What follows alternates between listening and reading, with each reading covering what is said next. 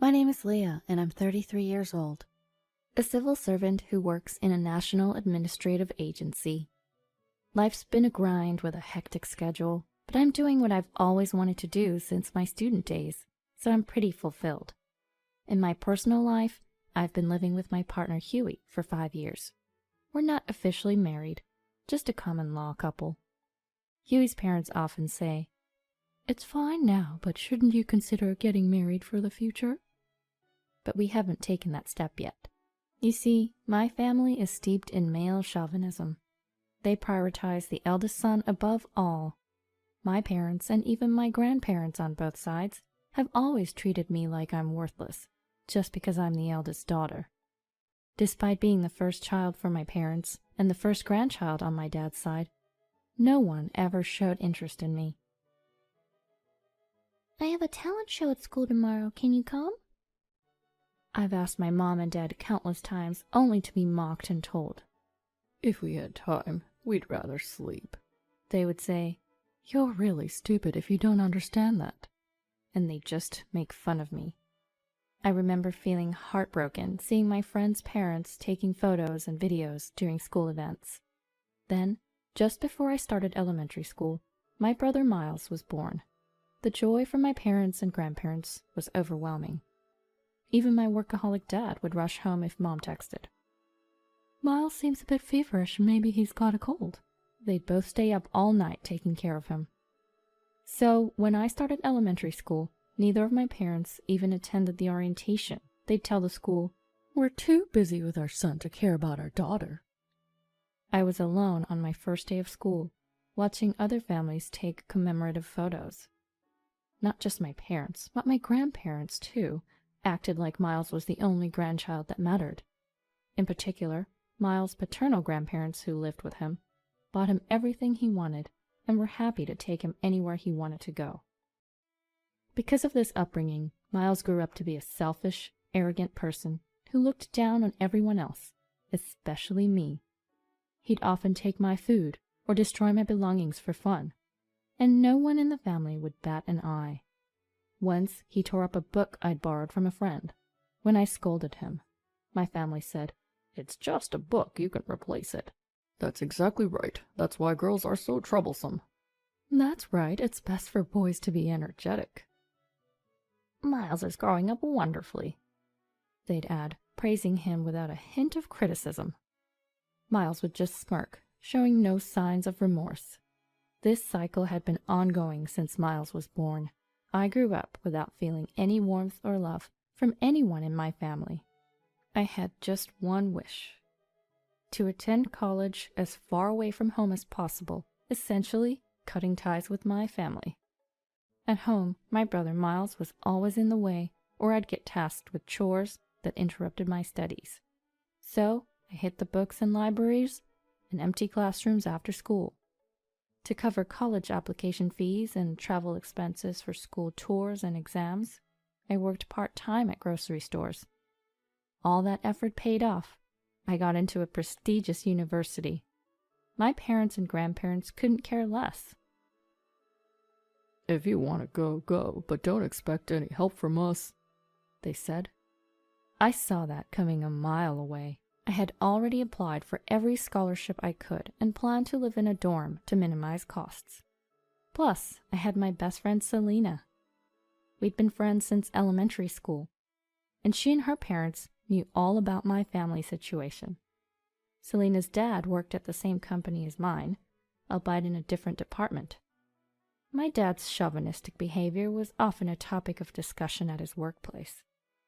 My mom and Selena's mom even went to the same school, and she told me my mom had similar domineering personalities like my dad. When Selena and I first became friends, her parents were worried. "Friends with the daughter of that couple?"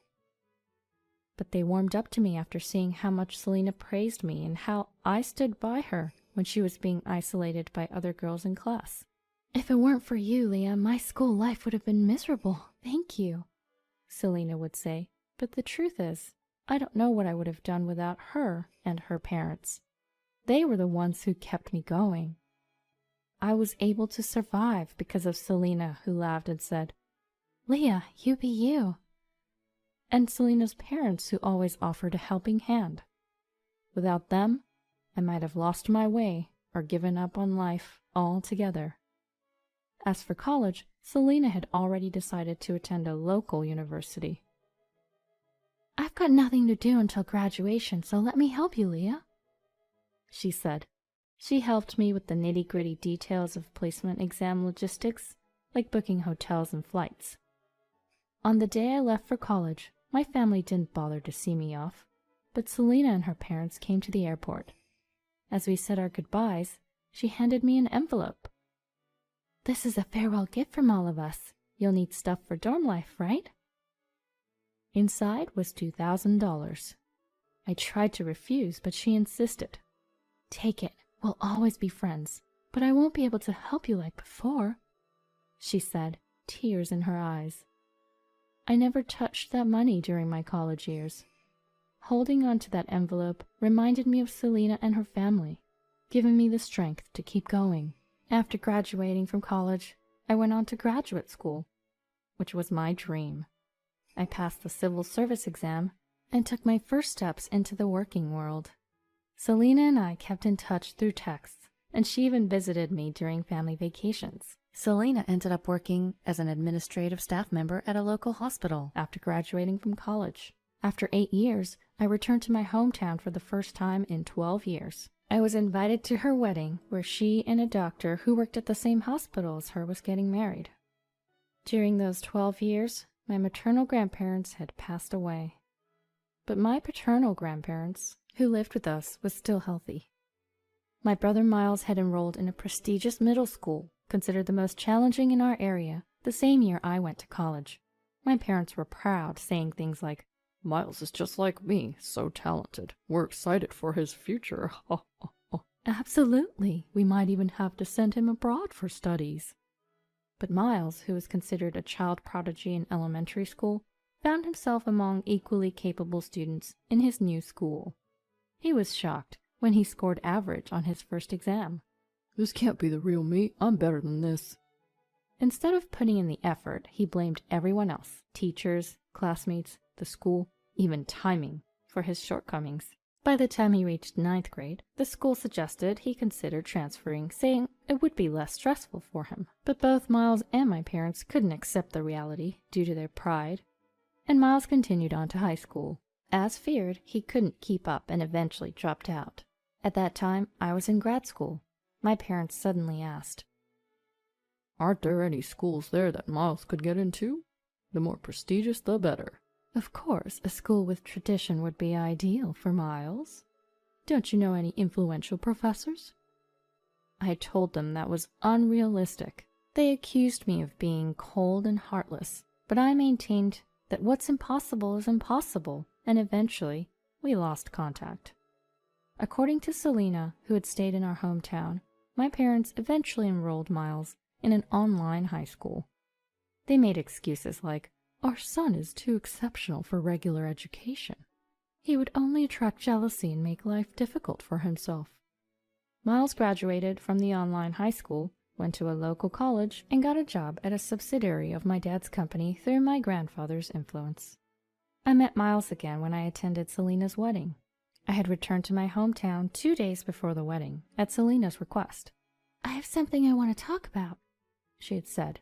I wasn't keen on visiting my parents, so I stayed at the hotel where the wedding was to take place. I spent some relaxing time with Selena, going to the spa and such. We were invited to dinner by Selena's parents, and it was at the hotel restaurant that I ran into Miles and my parents. They didn't recognize me at first. I guess that's understandable. When I lived at home, I was skinny and didn't have the luxury of caring about my appearance like other girls. It was only when my parents greeted Selena's parents that they realized I was their daughter. "Leah, is that you? You're back in town?" My, you've changed. Are you free later? Maybe we could." They were oddly friendly, but I wasn't in the mood. "I'm heading back right after Selena's reception, so I don't have time," I said, and quickly left. I did make eye contact with Miles, but to be honest, I wouldn't have recognized him on the street. He had lost his youthful look, and now had a face that oozed cunning. After the wedding, I returned to my condo. Soon after, I started receiving messages from my parents and Miles, who had forcibly obtained my number from Selena's parents. According to a message from Selena's father, who apologized for giving them my contact, it seemed they wanted me to attend Miles's wedding. Miles is getting married? Yes, apparently to the younger sister of a college classmate. She's only 21 and quite beautiful. What does that have to do with me attending? According to Selena's father, Miles had gotten his job through my grandfather's connections, but his self-esteem far exceeded his actual abilities. He also had a bad habit of looking down on people and would say things like, "No need to listen to people who've stayed in this backwater town," making him unpopular. That's why when he announced his wedding, almost everyone from colleagues to bosses gave excuses like, "I plan to have a terrible cold that day," or "My tarot card reading advised against going in the direction of the venue." Planning to have a cold, huh? I see. My parents and Miles didn't want to be outdone by the number of attendees from the bride's side. Even though I'm not the most exciting sister or daughter, they seemed to think it was better to have me there, given that I have a graduate degree from a prestigious university and a government job. I was annoyed by their shallow thinking. Competing over the number of attendees is ridiculous, but if I kept ignoring them, they'd surely pester Selena's father, saying, "Tell our daughter to get in touch." So I reluctantly replied to Miles's message. He said, "Long time no talk. You must be happy to be useful to the family for once." I ignored his petty comment and decided to attend the wedding just to minimize the hassle. Fast forward to the wedding day 2 months later. The bride was as beautiful as Selena's father had described, and she seemed genuinely kind and straightforward. I wondered why such a wonderful woman would marry someone like Miles, but I decided not to pry and just play my role as the groom's sister. After the wedding, Miles and his new wife left for their honeymoon. No one tried to keep me around, and I had nothing to say to my parents or grandparents, so I briefly visited Selena's home, said my greetings, and left. Time passed without any contact until Miles suddenly reached out, inviting me to come see the cherry blossoms. It wasn't a grand event like the National Cherry Blossom Festival in Washington, D.C., but my hometown also had a botanical garden with cherry trees. It's a common seasonal event. However, I was suspicious. It turned out the real agenda wasn't cherry blossoms, but convincing me to give up my inheritance rights. Apparently, there's a big land development plan near our family home. A major developer was planning to buy up the area to build a large condo complex. Real estate transactions were heating up around our family home. Our home was situated right in the planned development area. Our great-grandfather used to run a firewood and charcoal business there, so the property was quite large. It included not just the house, but also a sizable parking area. It seemed Miles and my parents, enticed by the rising land value, wanted to ensure I didn't get a share of the inheritance in the future. Don't count your chickens before they hatch, they say. I never really cared about inheritance, but Huey once advised me, "Even if you don't need it, it might be good to settle things once and for all." So I decided to go back home. I booked the same hotel I stayed in before, and I planned to meet my family at the botanical garden. Then came the day. I arrived at the designated spot and found my sister-in-law, whom I'd met only once at a wedding, sitting alone on a bench. I was 3 hours early, but she was there even before me. She seemed well prepared, but her face was pale, and dark circles were evident under her eyes. Do you remember me? I'm Leah, Miles' sister. We met at the wedding." Upon hearing this, she stood up in surprise, but almost immediately stumbled. I quickly reached out to catch her. She was surprisingly light and frail. It was like looking at myself back in high school. "I'm sorry, thank you," she said. Her name was Carolyn, if I remembered correctly. Carolyn, right? If you're not feeling well, don't push yourself. Let's sit down. We sat back down, but the bench was cold, probably from the rain earlier.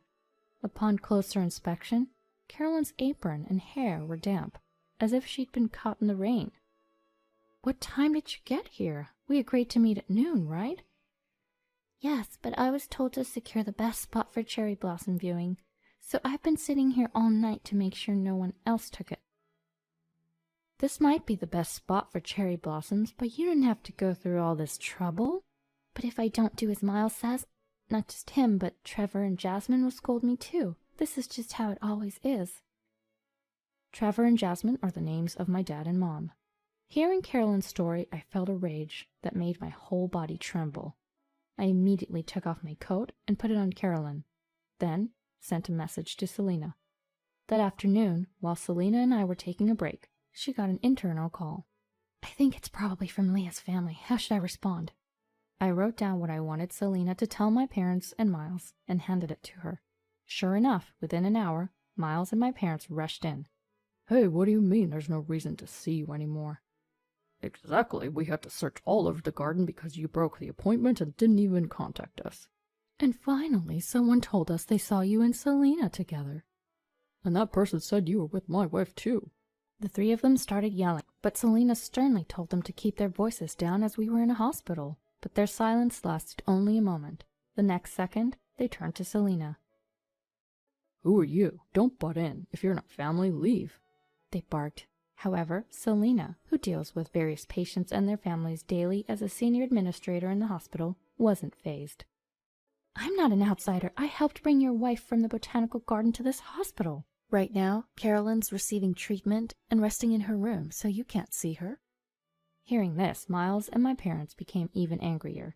Why do I need permission to see my own wife? Explain what's going on. They were unbearably loud. Fed up, I first turned to my parents. Keep it down. Can't you remember being told to be quiet just a minute ago? Is there something wrong with your memory? Then to Miles, who was standing next to my parents with a red face, I said, You dare call yourself a husband while mistreating your wife? How ironic. Just then, Huey appeared, accompanied by 2 police officers. All right, here we are. This is the husband and relatives of the victim I mentioned earlier. As Huey pointed to the 3, their faces, which had been so red, suddenly tensed and turned pale. What's going on? Why are the police here? Victim? You mean Carolyn? Isn't this an exaggeration? She just felt a little sick. Stammering, Miles and my parents tried to argue back. Huey handed them his business card. Ah, I should have mentioned earlier. I'm Leah's partner and a lawyer. From now on, I'll be representing Carolyn. Nice to meet you. Representing my wife? What do you mean, representing? Making a woman sit alone outdoors overnight in temperatures below 41 degrees Fahrenheit just to secure a cherry blossom viewing spot is far from normal by any standard. But still, isn't it strange for a lawyer to get involved in something like this? When a client asks for representation, it's natural for a lawyer to provide it. Besides, you guys canceled Carolyn's cell phone contract over a year ago, and hardly give her any money. What if something had happened while she was out there? But nothing did happen, so... That's beside the point. Can't you imagine what would happen if someone went without food or water for nearly half a day? You're not kids anymore. But... Moreover, when you told her to secure the spot, you didn't even give her time to dress properly for the outdoors. You even locked her out immediately. How is this not malicious behavior? Huey spoke smoothly, and the 2 police officers beside him nodded with stern expressions. I chimed in. When I met her, she was freezing and looked pale. That's why we brought her to this hospital in Selena's car right away. Actually, I was at the botanical garden 3 hours before meeting Miles and my parents, because I had plans to meet Selena. I had texted Selena that I was meeting Miles and my parents under the guise of cherry blossom viewing. She suggested, why not take a stroll in the botanical garden to calm your nerves before that? I agreed, as I was feeling a bit uneasy. Thanks to arriving much earlier, I was able to find Carolyn in poor condition. Panicked, I immediately called Selena, who was still at home. Her husband, a doctor, advised to bring her to the hospital as soon as possible, and even came to pick us up, as he was on his way to work. Thanks to that, Carolyn received prompt medical attention, and her body temperature and color soon returned to normal. However, based on Selena's husband's diagnosis that she was both physically and mentally weak, she was transferred to the inpatient ward. In the meantime, after hearing Carolyn's story during the ride to the hospital and between exams, I consulted with Selena and contacted Huey. who promptly came over. Huey then acted as Carolyn's attorney, consulting with the police and contacting her family. As far as I'm concerned, your actions against my client could be considered assault. Naturally, I plan to file a complaint in that regard. Upon hearing this, Miles's face changed color. Assault? That's a bit much. I didn't physically harm her or anything. Assault doesn't just refer to physical injuries. Past cases have defined it as adversely affecting a person's health. Adversely affecting health? She just felt a little sick. There's no need to make a big deal out of it. Whether it's a big deal or not is for the police and prosecutors to decide. As Huey said this, the police officer standing behind us said, "Let's take you somewhere to hear more about this," and led the three of them away. After getting an earful from the police, Miles and his parents returned home, only to find Carolyn's family waiting for them, looking furious. According to what Carolyn later told me, her brother had always thought of Miles as a bright and caring friend. When Miles started dating Carolyn, her brother was thrilled. But then Miles told him that Carolyn said, "I've always hated my family. Now that I'm married, I finally cut ties. I told them to not contact me anymore." After that, her brother was blocked on all forms of communication. He even visited their home, but was turned away, being told, "She's crying and doesn't want to see you. Please leave." On the other hand, Carolyn was told by Miles, "Your brother never liked you. He begged me to take you off his hands. I only married you out of obligation, not love." My parents and grandparents also kept telling her, "You're a burden. Just be grateful we're putting up with you." Clearly, they were trying to isolate Carolyn from her family to use her for their own convenience. What a despicable bunch. But all their schemes came to light because of this incident. Carolyn's family, who rushed over after hearing the news, took turns, staying with her until she recovered and was discharged from the hospital. Although the police ultimately let them off with a stern warning, in a small town like mine, social condemnation can be far worse than legal repercussions. When we took Carolyn to the hospital, the three of them showed up at the botanical garden, only to find it occupied by another group, which led to a heated argument. Word spread quickly about the incident, and rumors started flying. Miles and my dad felt so humiliated, they ended up quitting their jobs. As a result, it seems that he repeatedly treated his young wife so badly that he even sent her to the hospital. Oh, I heard he went on a rampage that even the police were called. Even the husband's parents got together and took his wife mentally. Miles and Dad quit because they couldn't stand it anymore, as these rumors spread, with some exaggeration, not just in their workplace, but also in their neighborhood. Moreover, a big land development deal fell through, causing property values to plummet. Miles and his family, who had bought up neighboring lands, ended up in massive debt. Carolyn's family then demanded a divorce, compensation, and a division of assets, pushing everyone to the brink. My grandparents lost all their assets and had to move into a care facility after the shock of being kicked out of their home. Miles and my parents, now facing a hefty divorce settlement, begged Huey, who was representing Carolyn, for help and mediation. But Huey simply responded, "You must be joking. If you try to contact Leah or me for money, we'll have to respond legally." I had changed my number while my parents and Miles were being questioned by the police, and they didn't even know my current address or workplace, so there's no way they could contact me directly anymore. Now that I'm free from all the complications related to my family home, especially since my grandparents' inheritance is gone, I feel utterly liberated.